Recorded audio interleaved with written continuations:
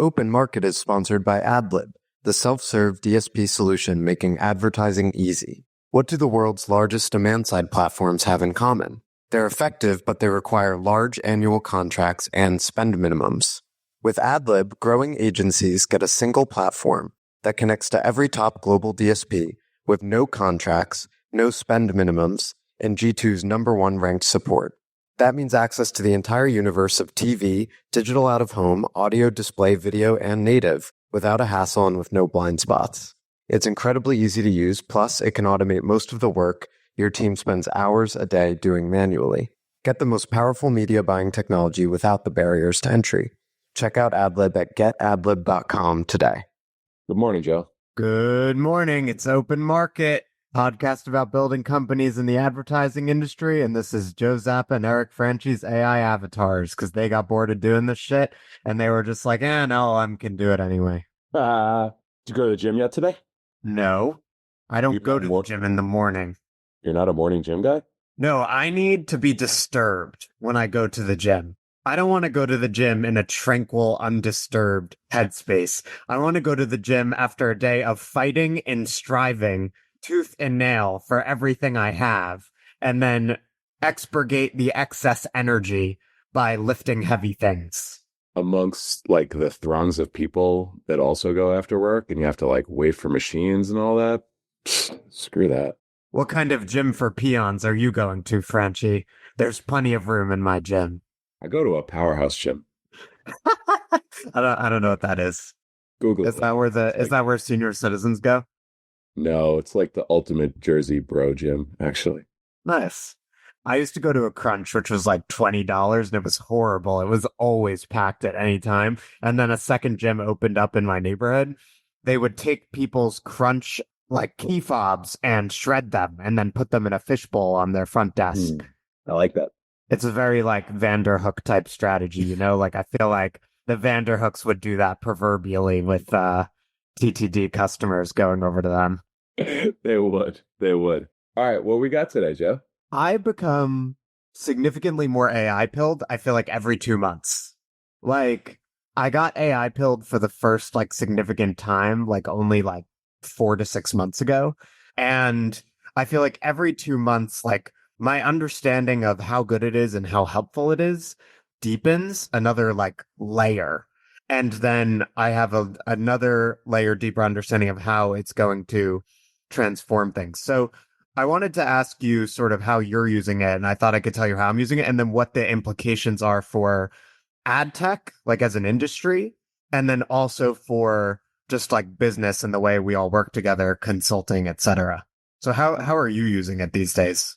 I have a few different use cases for it, but the way I think about it is that it's a super powered analyst that is by my side all day long. You know, Param does a few different things, but I spend the majority of my time on our investment business. And, you know, typically the org structure of an investment firm, and these can vary based on size, there's usually an analyst who is just like throwing all the calculations, create a list or a spreadsheet for this, you know, help us figure out this thing, right? It's just like a superpowered person that's got a lot of like Excel and PowerPoint skills. And, you know, I'm using the LLMs to have an analyst at my side all the time. So like math isn't my strong point. So when oftentimes like there's like some pretty complicated calculations that need to be made around like, you know, deal dynamics or fund metrics, I just like crank through them, you know, in incredible time with the LLM. Sort of thing one. Thing two is if I need to produce some kind of content, you know, helps me organize my thoughts and be, you know, sort of like a document start, which when, you know, I'll then make it my own. So I just use it all day long. And, you know, just the simple TLDR is just, it's an analyst by my side all day long. Mm-hmm. How about you? Yeah, I look at it as a comprehensive thinking partner, I would say. Like, to your point about being an analyst, like, there's almost nothing I do anymore where AI wouldn't be a part of the workflow. Because why wouldn't I use it to at least get like the first 80% done? And then I go fill in the blanks, right? So it's like in the olden days, 6 months ago when I would like learn about a new ad tech company. I would, go to their website and then I would start piecing things together. And now I just go to ChatGPT and I'm like, tell me about this company. Tell me about like who are its competitors? Like tell me a few significant things that have happened to it over the last 5 years, like that kind of thing. And I feel like it gets me 80% of the way there. And then I'll go manually look at the website and I'll apply my like ad tech marketer brain. And I'm like, okay, here are like the common like weaknesses I see. Here's how it could be better, etc. But here's what I think like people who don't use it all the time are still underestimating. And I think there's like a huge gap between like people who use it all the time and like the majority of knowledge workers who still probably don't. It's analyses. Like people, there's sort of a shtick about LLMs where it's like, oh, well, it's really not that good. Like it's just like sort of doing the fundamentals. It's like, no, I think it's better than like 80% of people, like, Oh, yeah. like Yeah. when you give it a deck and you're like, analyze this, it's giving me something better than I think what like the average like mid-level manager who like knows about the industry, but they might have a deficit in terms of either industry specific knowledge or analytical skills. It's giving you something better than what I would say even an above average person is going to give you. So then that has a couple huge implications. I think one of the co-founders of Morning Brew did this viral tweet a few months ago where he was like on a plane and he saw someone who must have been like a McKinsey or Bain consultant, like, a 24-year-old. So like an entry level consultant creating a deck with AI. And he was like, consulting is dead, right? Because you no longer need to hire a smart young generalist who has a lot of brain power, but doesn't really know anything about the industry to come in and like Google some shit and like talk to like 10 people and then tell you like, here's the basic deal, right? Like, here's what your company is about. Here's how it relates to other companies. Here are some sort of, strengths and weaknesses, etc. And I think that we are on the precipice of a transformation in that regard, but it's probably, as of now, that transformation, I'm guessing, hasn't happened. I don't think like McKinsey and Bain have been upended yet. I think they're probably still throwing, 22-year-old Ivy League grads at, Fortune 100 companies. But I think what will change, and I kind of want to think about it aloud with you because we both do consulting. I think like either those junior people will just disappear, or there will be like way fewer of them. Or if I'm the client, I would be like, okay, you can have junior people on the account, but like we got to figure out a different fee structure. Like you can't be charging me for like these people because I know what they're doing. Like I know that they're just putting it into an LLM, or I could put it into an LLM and it would give me the exact deck that they're creating. So you need to bring me super high level people who have the information that AI doesn't have, or there's no sense in us doing this project. Yeah, I think that's right. So for me, what these things are doing is, and one of the things that I think is important to note is this needs to become a habit. This needs to become ingrained. You need to break old habits in order to get to the other side of like where you're AI pilled to the extent that you're talking about. And I think that's probably one of the reasons why only a minority of, knowledge workers are, I think, at the state that you're describing right now, which is you need to break a lot of habits. Like people I work with, I can tell like their instinct is not to, have the tab open with ChatGPT all day long. Like there's you need to cross a chasm for this. But I think you're right. I think that, team sizes shrink, the sort of kind of quote unquote is a meme in finance, please fix PLS FIX. Yeah, just sending it to the junior analyst over the weekend and being like, get this done. Yeah. Yeah. But if I just think about like myself, right? I work so fast now. So things that would bog me down previously, they're nothing. They're absolutely nothing, which frees up my day to do, and not to get cliche, like higher value work, higher value things. So I do wonder if consulting and areas and basically all knowledge work goes from, okay, if we remove some of the lower level, Chris Vanderhook's term, the rote tasks, and all of this time frees up, are you then able to put people on things And these tasks need to properly be imagined and classified and brought to market, things that are just like way more impactful and value creating. So those are the questions in my mind. I don't know. I don't know. I think in the past, the way you would have done it, right, is you would have had that junior consultant create the deck, and then maybe the senior person who's actually the account lead looks at it and they're like, they'll add that last 20%, right? Where they're like, well, I've worked with 10 SSPs. So I have the deeper level of sort of operational understanding of like, here are the challenges and here are some of the nuances you might be missing. But now AI is that junior person. You still like, I have a junior person on my like small agency team. They're still valuable because you're just not going to want to do everything. And like, they can use ChatGPT. Like there's still going to be a place for them. But I do think like most agency owners who have an agency of my size would maybe have like 3 of those people.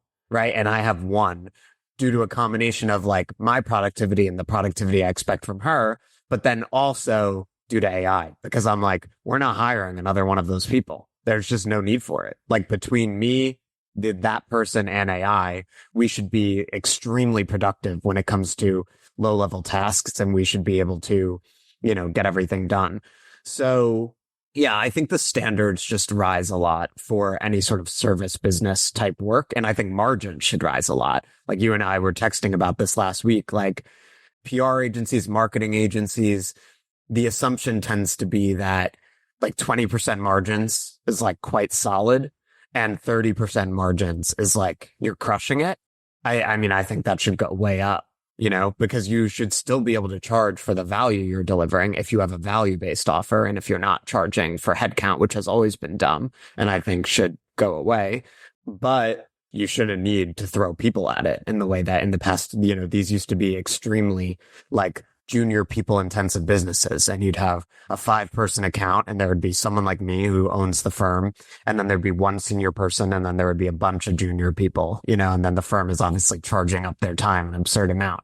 I think that just goes away. Like if I'm the client, I'm just like, why are there 3 people, making 100K or less on this account? Like I don't need that. We don't need to do this dance. Like you should be using AI if you're like on top of technology, and like it should be a slimmer and more productive team. One comment, one question. Comment that I'm observing now, it used to be that a seed stage startup, would, raise their seed, and then it's like off to the races for $1 million ARR. And then the best would achieve $1 million ARR in, plus or minus 12 months. One of the things that I'm observing with this new class of AI company is, number one, they're leaner. Number two, they, seem to be, raising modest amounts. And then what's mind blowing is number 3, the path to 1 million is now like a joke. They blow through 1 million and then they hit like 4 million. So I think that's interesting. That's something to keep an eye on. But I also think that's validation that it ain't just us. Like, these are companies that are bringing efficiency-based tools to market, like, kind of superpower-based tools to market, and they're seeing real customer adoption of them. So I would imagine that this change that we're talking about it's at hand. It's around the corner. Yeah. And because like the revenue is not going away. The revenue is happening fast, and they're retaining the revenue. No, I was just saying that's exactly right. I mean, I think the service businesses honestly you see this even less, like something that's becoming a meme of sorts in Silicon Valley is like the $1 billion, like 5-person company type thing. Right. And, I think we're going to see that a ton in service businesses. You'll always need people to a greater degree, because that's just like someone's got to show up to the client calls, like you got to have that conversation. That's what it's about.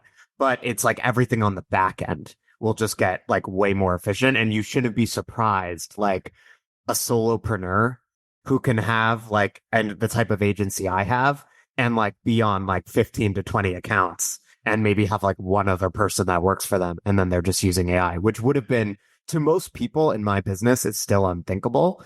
And I think would have been like completely unthinkable 5 years ago. I think now, like if you're really productive and you're great at using AI, like that's totally on the table, because all of the like bottom 80% of tasks are automated. And then you're just spreading your brain around for like the really high level stuff, which is like what's the message, the nuances of differentiation, all of that kind of stuff. And, again, I'm in a different line of work, but I agree. It makes me wonder, what more like I can do, what more we can do, because we're able to just like move through things so much faster. Question for you. So if somebody is listening to this and they're like, oh, wow, this sounds neat, but I don't know where to begin, and they're a knowledge worker, what are some suggestions that they, from your perspective, should consider integrating into their daily workflow? Not even like subscribing to some of these tools, or just with like the free versions that they can start to get a taste for how they can become more productive, more effective. Like what are your kind of top free ideas? Totally.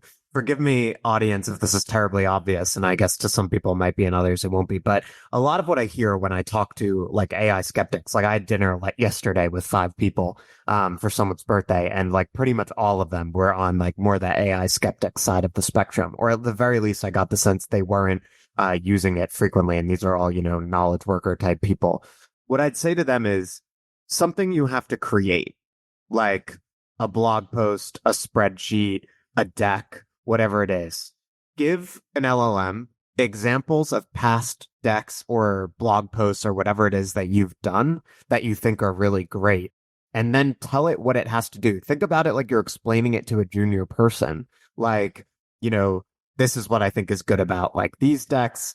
Bear that in mind. Now we need to do a deck on this subject for this type of client or whatever it is, I'll explain it to the LM like you would explain it to a more junior person you're mentoring, and like help them learn from the examples and then have it create something. I would be surprised if you are not impressed by what it can do, and then interact with it and try to get it to iterate.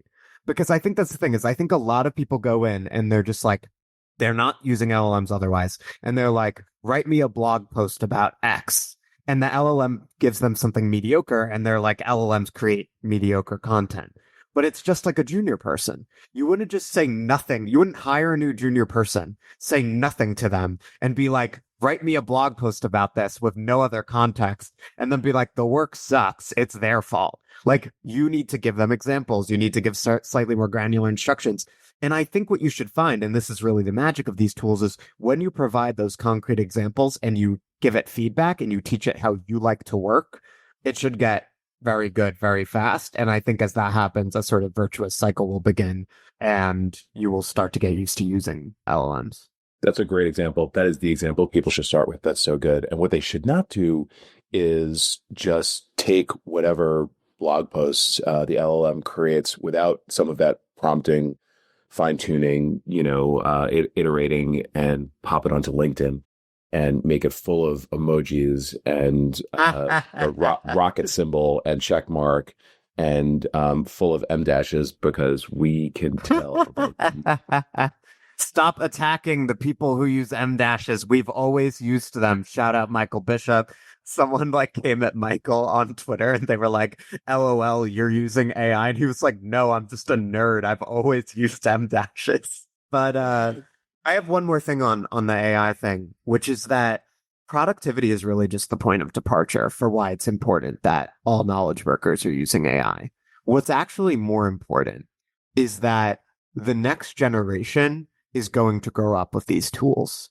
And that is when like knowledge work and the economy are really going to be remade in the image of LLMs, because I genuinely believe that to someone who is 18 now and is, going to be hired as a programmatic trader at Publicis in 4 or 5 years, like telling them like, no, you're going to have to watch like a zillion hours of like videos on like how to use this like super complicated DSP interface to like buy media. They're going to be like, are you insane?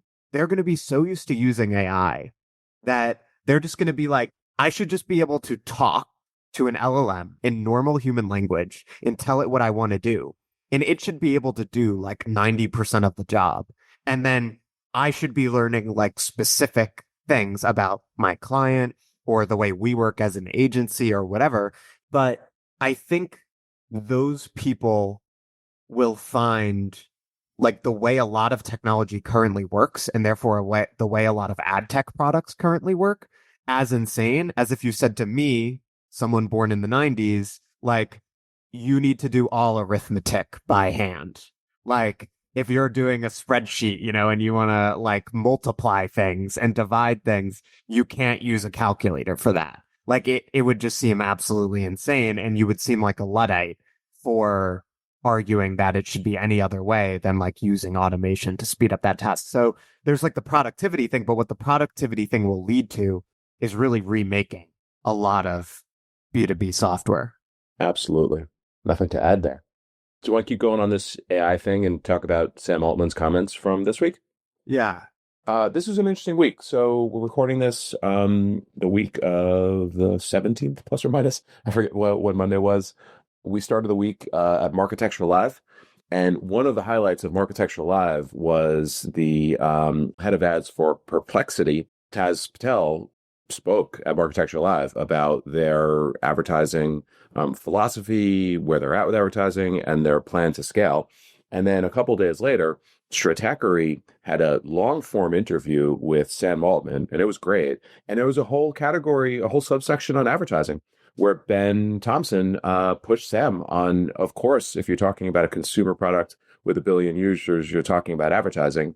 And to paraphrase Sam, or to maybe just kind of like summarize it, he was like, I hope not. I guess I'm open to it, but I'm thinking that, people are just going to subscribe to our products because they're just so good. And, he was non-committal to negative on the prospect of ads being in ChatGPT. And then, not to spoil the conversation, you and I completely disagree with, what he's saying and what ChatGPT will ultimately look like in terms of monetization. Yeah, Google, Meta, Netflix didn't want to have ads either. I mean, the Google founders who didn't invent, acquired and then kind of built out a team that created and scaled the greatest advertising product of all time. And those guys hated ads. Yeah, both of them, Google and Meta, right? They both had a loathing attitude toward ads. So that's also very much a cultural thing, right? That's like a Silicon Valley thing of like ads are lame. We're all about the quality of the product and the consumer experience. But I think what will happen is like what Sam is overestimating, and he probably knows this. Like I got the sense from the nuance of his comments that he knows they're ultimately going to do it. But he's just like, we'd love to create a consumer product that like everyone will pay for. But it's like, yeah, there are very, very few things like that. And people complain about ads on, Google or Meta all the time. But when it comes down to it, 90% of people would rather just have the ads that they're used to than pay a significant amount for something. So I do think that OpenAI will ultimately build a huge ads business. I think Google's search business is in the hundreds of billions of dollars. And I don't see why OpenAI won't ultimately build a business on a similar scale. The main reason people are bearish, putting aside the question of whether they will or will not do ads, which I think most people in ad world assume that they will, and I strongly feel that's correct. The question is, will they be able to build an ad business like Google's? And the reason people think no is that LLMs already provide all the information you need. So people say it won't be like Google where there's a question and then you can provide answers and there will be the 10 blue links and there will be an option to have all of these sponsored suggestions. So I just think this is like not a very creative way of thinking about the ad potential in LLMs. I feel like it's very literal. It's like, well, Google, you ask the questions and LLMs give you the answers. So why would you need ads on LLMs? Like the interaction with LLMs, to the point of what we were talking about earlier, is so deep and multifaceted. Like the amount of information I'm giving them is vastly greater than what I give Google or Meta. Google and Meta have a lot of information about me, but they also have to infer a lot because they're getting little pieces and signals. LLMs, I just tell ChatGPT like everything about myself, like in great detail. Like I send it paragraphs about what I'm thinking about work, personal life, etc. And so for one, the intent engine and like identity graph that they're going to be able to build should be the best in history. Like it should be way better than anything that's come before. And that alone will be very powerful. It'll help them sell a shit ton of ads. All advertisers are going to want to work with them. They're going to be very powerful and performant. But also even on what some people are calling like the surface area question. Like, yes, you're not asking a question and it's giving you answers, but why wouldn't they be able to insert into the answers, like various, links, new ad formats. Sam himself mentioned the potential of like an affiliate e-commerce type of situation. I think there will be all sorts of formats and opportunities for them to monetize this. And for what it's worth, that's also where opportunities might come in for independent ad tech, because independent ad tech companies will build sort of the formats and various different ideas that OpenAI might itself buy or partner with to figure out how to make their ad engine as effective as possible. Yeah, I think the way you said it was people aren't thinking as creatively enough. That's like the headline here. We have no idea what this thing is going to look like in a couple of years. It's so clear that even today, you could build a monster affiliate slash ecom slash performance marketing business with OpenAI. Some of these companies, and we had a couple of them on stage, or one of them on stage at the Marketecture event. They're already building, SEO is not the right word, but effectively like SEO for LLMs. They're already building what could end up being, like very interesting affiliate-based businesses. So it's a lack of creative thinking. It's just people thinking, oh, well, there's no space for a 300 by 250 on ChatGPT. Like, this could never be an advertising business. It's just not creative and maybe also lazy thinking. And just with the consumer interaction, like, beginning to crawl, then maybe walk right now. But at some point, it will run towards these tools. There is just going to be such a share shift at hand that I can't imagine that these companies that all have the ambition to be multi-trillion-dollar companies won't be building, really, really interesting and probably advertising businesses that they'd be proud of because they're going to fulfill consumer intent in a unique way. Agreed. Why do you think that Perplexity, my understanding is Taz said on stage that they've signed like a dozen advertisers or something. Like the impression is that it's not like quite popping off yet. What do you think's behind that? Or do you have a different interpretation of that data point? They're just figuring it out. They're super early. They're being careful. Eric's like, be nice to them. Stop being stuff. In 2001, when Undertone wasn't even a thing, we were Intercept Interactive. That was the name of our company, Mike and I.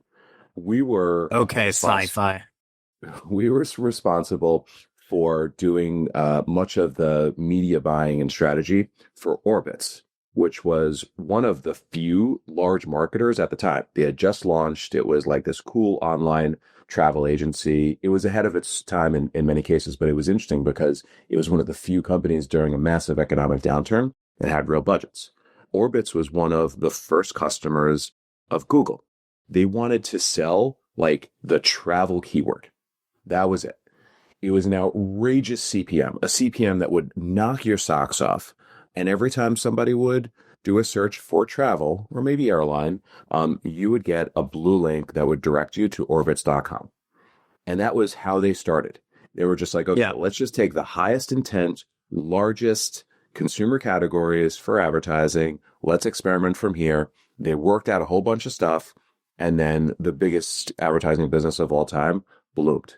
You just got to like take it slow, man. You got to figure this out. Yeah. And I give Perplexity a ton of credit for not just like throwing all sorts of links and boxes and experiments out there. Like you have an opportunity to really, really figure this out. You've raised a ton of money, so you don't have pressure to drive a whole bunch of monetization.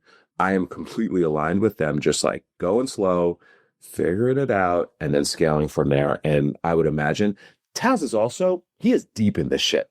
Like Taz dropped a line in 2005, and not to go on a tangent, but sometimes people love this stuff. In 2000, he was like, in 2005, I was slinging pop unders. In 2005, I was competing against Taz because he was at Interclick.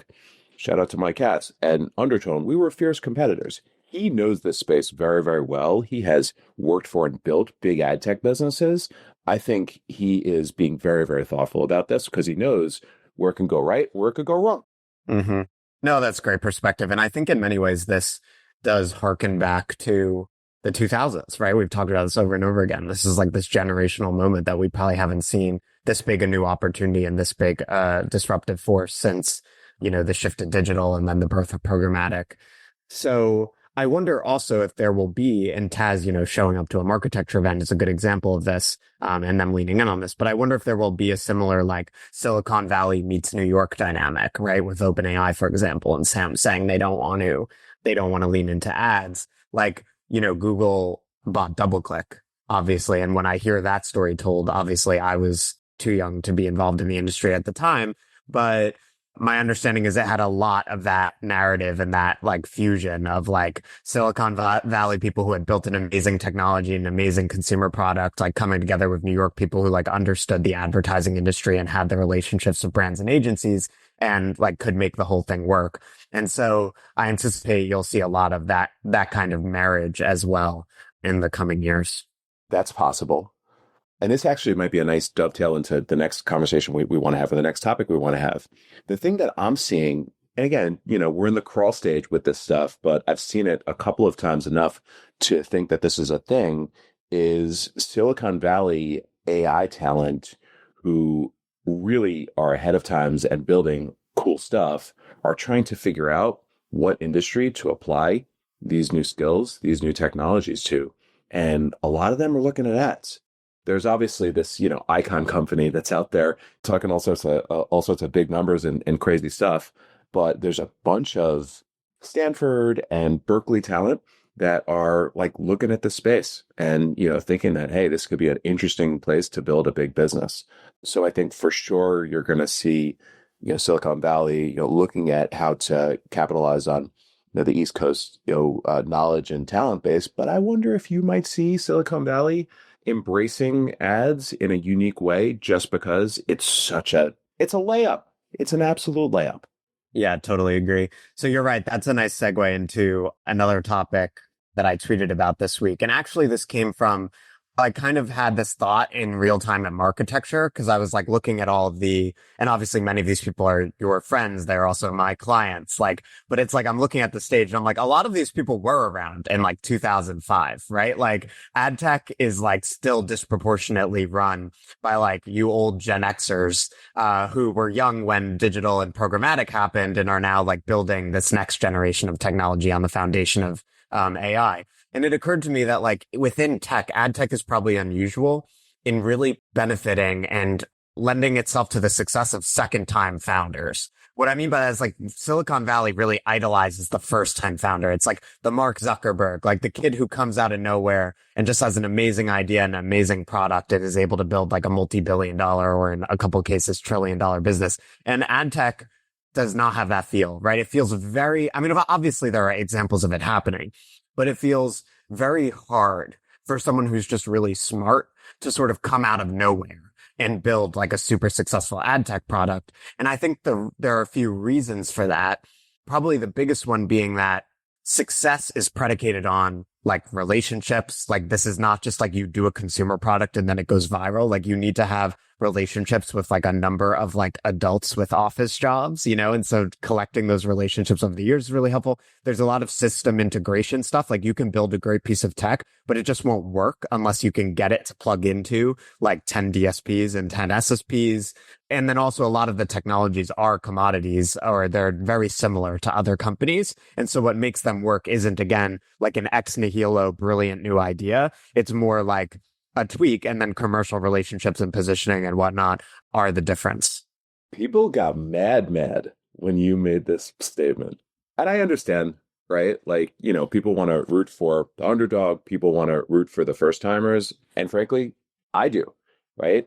But you have a good point in that if you have the knowledge, if you have the network, if you have an understanding of both the problems and what can be done, and you've got the relationships and, like a mouthpiece, you can look like you are, just like shortcutting all of the steps to, scale a successful business if you are a second time founder. And there's plenty of examples out there right now. I think we're in a moment where this is, and you use the word disproportionately favoring, and those are the right words, right? Disproportionately favoring versus the absolutes of second time founders, because the opportunity is so big. This AI thing is so attractive. It's just so obvious where this is going. And if you're a second time founder who just like knows how to build ad tech businesses, it's an attractive time to be coming back in. And that's where I think you see a lot of the folks that have done this before coming back into this space, because it's just like, man, this is exciting. And we're fortunate to back a lot of them. And then I think there's another archetype that it's not a second time founder, but it's like the kid brother and sister of the second time founder, which are the domain experts. And this is where in 2025, you're seeing the success of the Mike O'Sullivans, right? Sincera, the formerly product manager of AppNexus.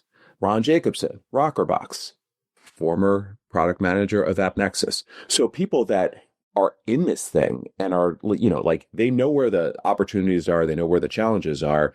They are first-time founders. They build their company, but again, they're sort of like benefiting. They've been in the industry for 5 to 10 years. Yeah.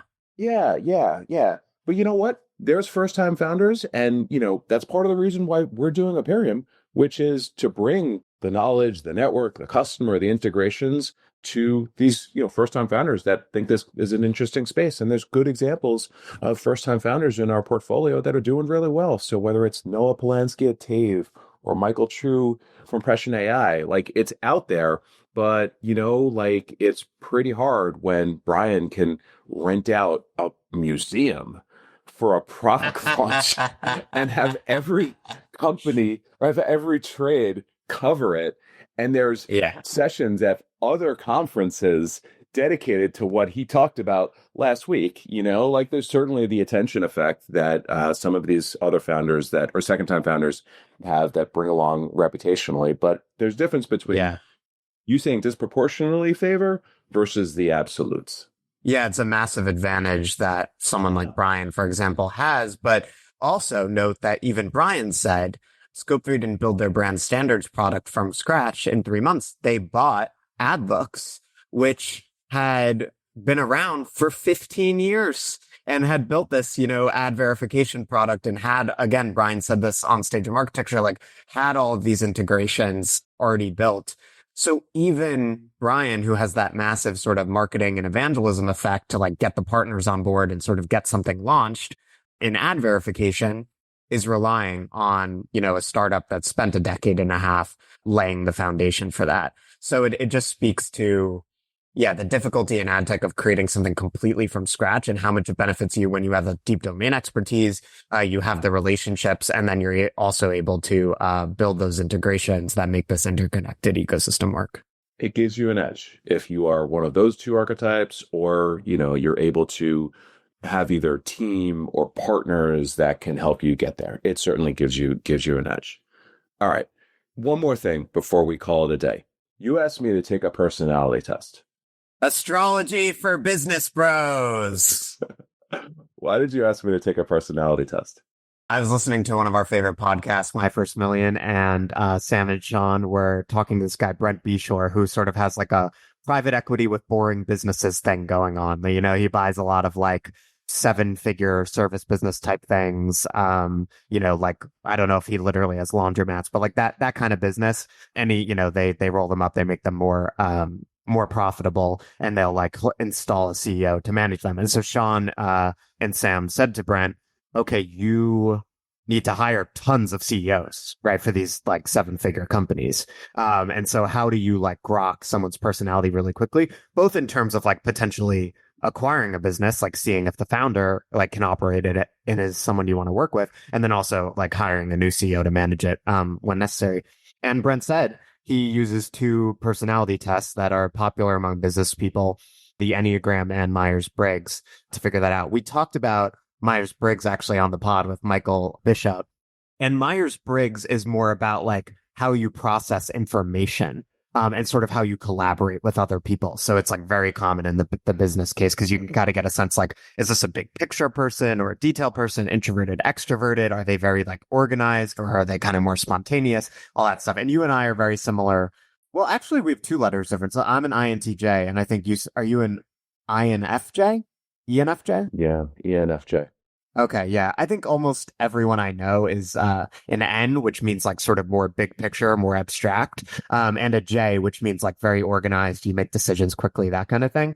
And then we talked about the feeling versus thinking thing, which is like, do you make decisions from a place of like gut, or do you make them through a sort of dispassionate, like very like rational process. And we talked about how entrepreneurs actually often are the F, because to take on the risk of being an entrepreneur, you kind of need to be like a gut oriented type of person. Like if you're making a pure analysis from a logical standpoint, often it would make more sense to go like work for someone else, or maybe do a business like mine, which is more like, bootstrapped and sort of less risky. The Enneagram is a little more personal, I think, because it's really about like, what are your core fears and desires? And so you did it. How did you get your answer? And then what was your answer? I did it on ChatGPT. I just said, hey, a friend wants me to take an Enneagram test. Can you do it for me? And it was no problem. I did it twice. So I did it yesterday when I was tired and stressed out and fatigued. And I just, I wasn't sure if I was like 100% there, mentally. So I was a type 3, the achiever as a primary type, and then secondary influence of type 5, the investigator. And then I went to sleep and I woke up, I went to the gym, came back, and I took it again. And I was a type 3 achiever across the board with like no question, no variation. I don't know what that means, but I felt like I needed to do it again. And I don't know if I was like biasing myself on my answers because I did it again. And ChatGPT even said, hey, Eric, like you're taking this again. Just a reminder, like make your answers not what you want them to be, but what you actually feel inside. And I came with straight achiever. What about you? What are you before we analyze me? You may be shocked to know that I am the same. I am also type 3, the achiever. And so Brent said on the episode, he was like, obviously a lot of business owners are 3s because they're driven by achievement, right? So they generally like working and they sort of try to find things they're good at and then, leverage them to achieve stuff. So they tend to be sort of pragmatic and goal oriented. I'm a 3-wing 4. So I think that's interesting because like I know a lot of 3s. I think 3, you tend to attract people of your type. So I know a lot of achievement oriented people, but there can be sort of different bents, right? So like a 3-wing 2 is common where like 2 is the helper. So those people be achievement oriented, but maybe they're like in a nonprofit or something. Or like my sister is like a 2-wing 3, like she's a therapist, right? So they might be like they're goal oriented, but they also want to do something that's very actively sort of helping other people. I'm a 3-wing 4. 4 is like the individualist. And I think that's basically like why I've always written for a living. It's why like I like doing the podcast. I like writing in my own name, not just writing for my clients, because 4 is the individualist. And it's someone who like they have a deep connection to whatever they feel like their sort of like essence is and their individuality, and they want outlets to express that. And so I feel like I've sort of been able at this juncture of my career to sort of find that through business where my primary driver is achievement, right? Like I have goals and I want to meet them and I'm always setting bigger goals and I'm never satisfied and whatever. That's like the primary mechanism of my life. But I also have that I'm an individual and I want to express myself like thing. And I feel like, again, writing is my outlet to do that. So I have writing that I do from a more pragmatic perspective, but then I also have a writing that I do that feels more creative and like true to who I am and what I think. If I'm being honest, maybe yesterday was my true assessment. To use your term, the 3-wing 5. Wing 5. Yeah. Yeah. So the 5 is the investigator, and it apparently means that I value deep knowledge and strategic thinking. And if I think about, the stuff that I'm like personally into, like, the games that I play personally, they are like long-term games and they're about mastery. So like martial arts, like the canonical example is, for my chosen practice, it takes, if you ever get it, it takes over a decade to get a black belt. And then when you're a black belt, you realize like you know nothing. And this is a lifetime pursuit. And you're just always trying to sharpen the sword, so to speak, and, get closer and closer to mastery. And then, with like work, I am motivated by like really like deep understanding and trying to, like figure out why things work rather than just like making them work. So, maybe I'll go to guns blazing on the reassessment this morning, because as I go back and think about it with the way you were describing it, maybe I am a little bit of this 3-wing 5. We could get really deep and I could talk to you about the fears, because the 3 fear is that you don't have intrinsic worth. So that's where that I think like a Michael Jordan, like anyone who you think of as a paradigmatic like crazy achiever, like it's driven from a place of they don't believe they have inherent worth on some level. And so they need to go out and keep doing like better and better to like satisfy the beast and like fill the abyss. And so I think like the Enneagram stuff, it's really helpful because like if I hired a 3, what I would be happy about is I would say, okay, this is probably an extremely driven person who's never going to be satisfied and always going to want to do better and want to do more. And that's awesome. On the other hand, they're never going to be satisfied. So I think they make really natural entrepreneurs because entrepreneurs just like can keep pushing the ceiling.